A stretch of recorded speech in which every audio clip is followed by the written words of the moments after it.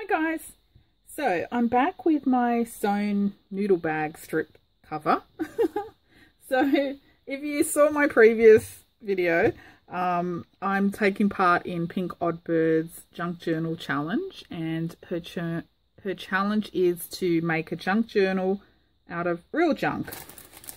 Now I'm using a bunch of these noodle bags that I've collected. I've cut into strips, and I've made a little pillowcase out of some old curtain lace and stuffed them in there, and I've sewn it back and forwards into a grid. Now this is how it turned out. I'll put the link to that video down below, and also all the details for Pink Oddbird's challenge and the playlist with everyone that's participating. Anyway, it turns out so cool. I love the feel of it. It's quite sturdy. I mean, you can bend it, but it is quite thick. Well, you can make it as thick as you want. Just the only thing, last time I made one of these, I stuffed my little pillowcase too full of noodle bag shreds, and so the spine, it was very difficult to bend. So I'll give you a closer look. Unfortunately, the camera, I don't think, does it any justice, because, you know, the silver foil is so shiny, it kind of detracts from the rest of the noodle bag on camera. So you can see bits of the writing, you know, nutritional facts, and some of the writing, some of the oriental lettering. I think these are Korean noodles.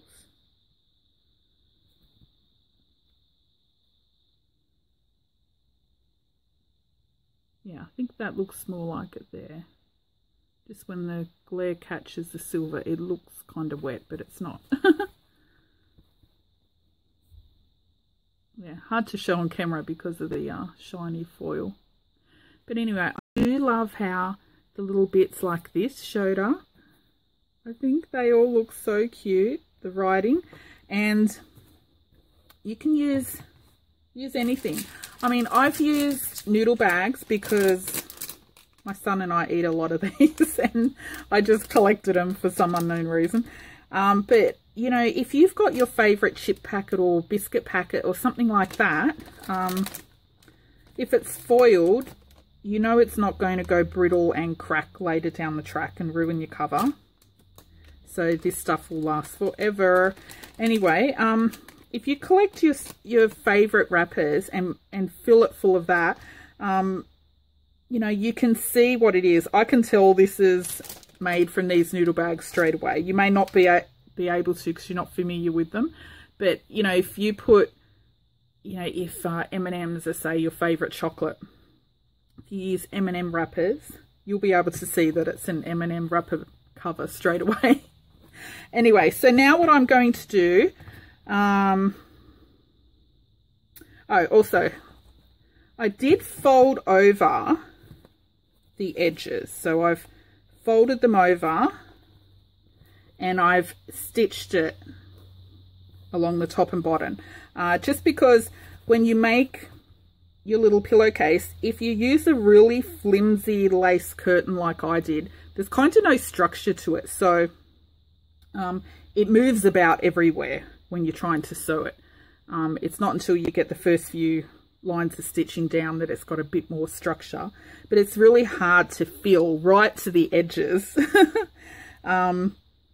So I just filled it as much as I can, but sometimes there's really thin bits or bits that are unfilled and you can just see curtains. So that's why I've ended up folding it over and sewing it over. And I thought this will be covered anyway because I'll put a pocket along there. Anyway, it's not a perfect square, as you can see, but that's okay. It's a junky junk journal made out of noodle bags. Now, okay, so now I just want to finish my cover. I need to put a closure. I was thinking because it's just going to be a single signature. Yeah, I'll probably just make it a single signature journal. So I'll put a tie closing, I think, here. Yeah, I might just sew a strip across there. Strip of fabric. Anyway, I've got to sit down and get off this foot. Okay, so I've got a few choices. I was going to put some fabric down the spine just because it is just foiled plastic at the end of the day, covered in some very thin curtain lace. So I imagine when I poke the holes through, I don't know, I just feel it needs a little bit more security on the spine. So what I'm going to do is, got a few choices. I've got this. This was from a cushion that I cut up. It had some shiny red fabric and it's got this really pretty floral pattern around the edge. I don't know if you can see that. Now, I can unpick this from the fabric. Actually, I can just pull that off. And I was thinking that I could just use some of this trim, once I've pulled the fabric off, down the spine like that. But then I think this is a bit too pretty for my junky journal. Kind of doesn't go, the colour goes, but my other option is, this is some leatherette. Now, if you've been with my channel for a while, you know I'm a recycler. And if I see a lounge or sofa in a curbside cleanup, I will jump out of the car with my box cutter and I would cut the back panel off the lounge. And that's because the back panel is usually really nice fabric. It doesn't have any wear or tear or anything, because in Australia we quite often put the lounge up against a wall, so it's kind of protected and it doesn't get used. So it's not like you know, on the lounge, the bit you sit on, the backrest or the seat, it gets all worn and awful. The back panel is always really nice material in really good nick. So you can see this has got no wear and tear, really nice. So I was thinking of that.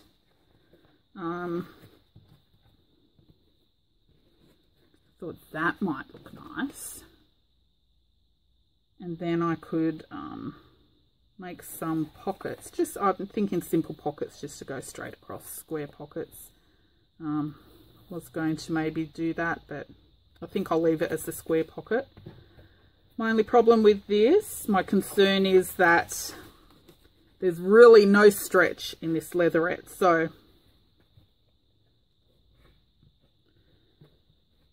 when I sew it down, I think when I open it up, it might, you know, buckle.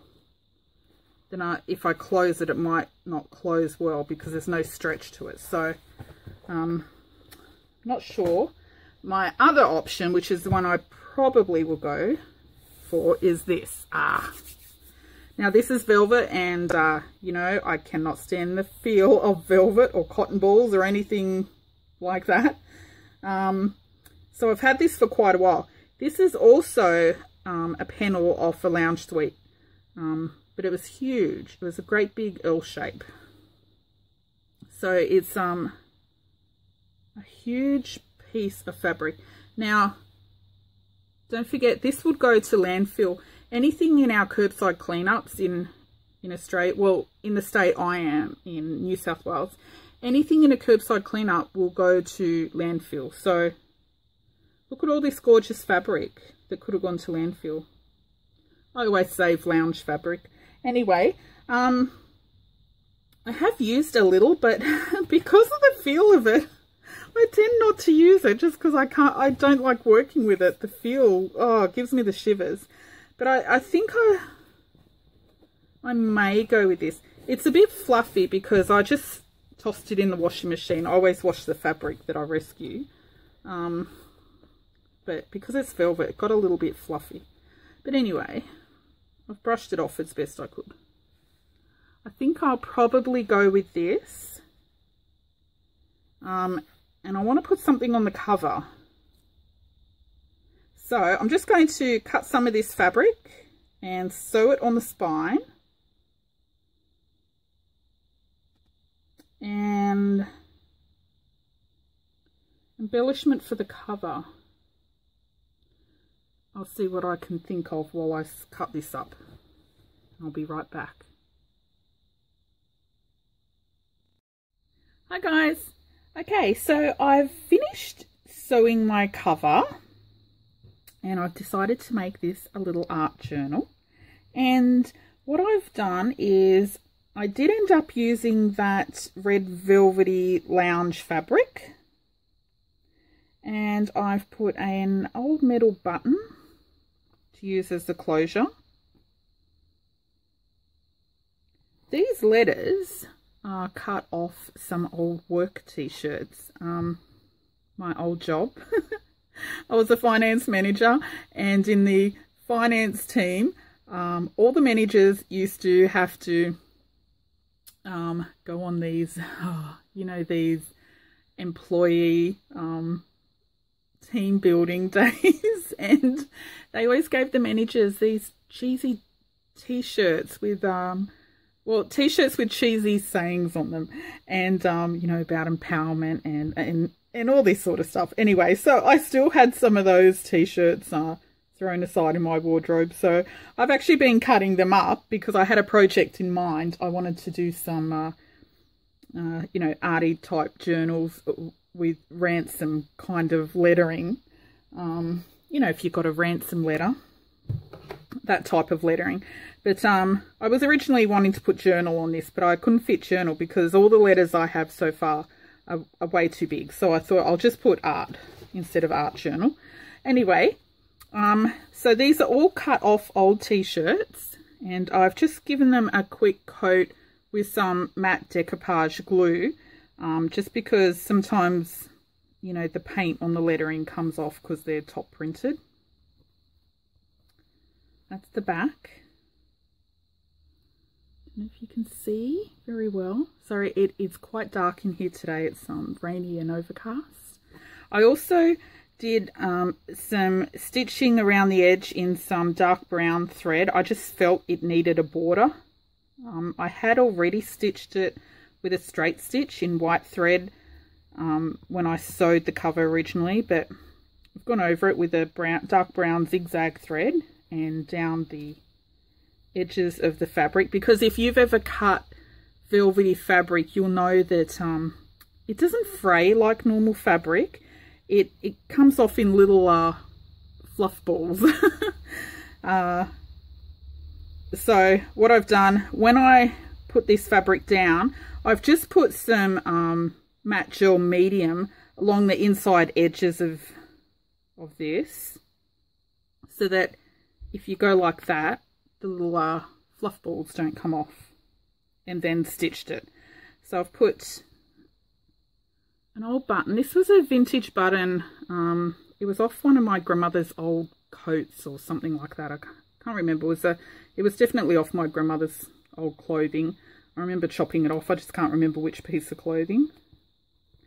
And that's the inside. So I've decided not to put a pocket.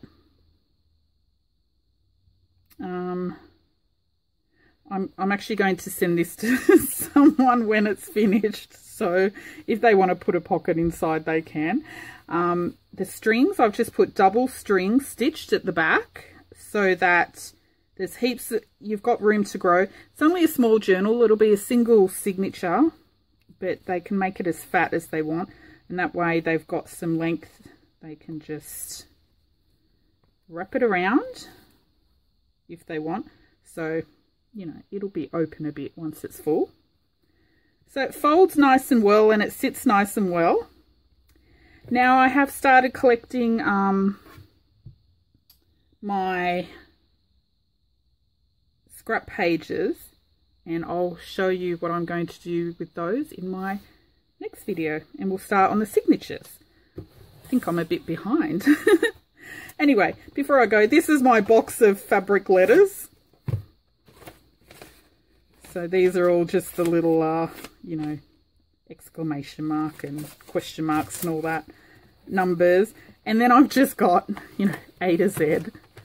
So whenever I cut up a t-shirt or some sort of clothing, because most of my fabric that I use, it's either fabric that I've purchased from a recycle centre or an op shop, or it's old clothing, linens and stuff. So, but things like, you know, if hubby gets rid of t-shirts, or I cleaned out my old work t-shirts, I just chopped up the letters, and the fabric for the t-shirts I'll use for something else.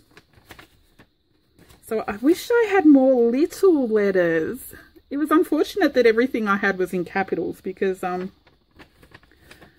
you know, imagine an old, like in the old movies where they had ransom letters where people chopped, you know, letters out of a newspaper title. That's kind of what I wanted to do with this, but I want a journal. So anyway, so that's my journal so far for Pink Oddbirds Challenge.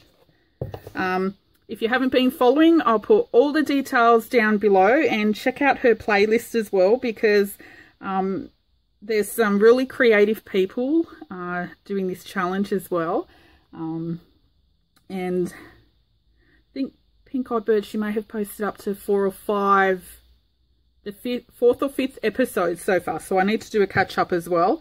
And I need to get cracking on my signatures. But I love it. It's pretty sturdy. It sits flat.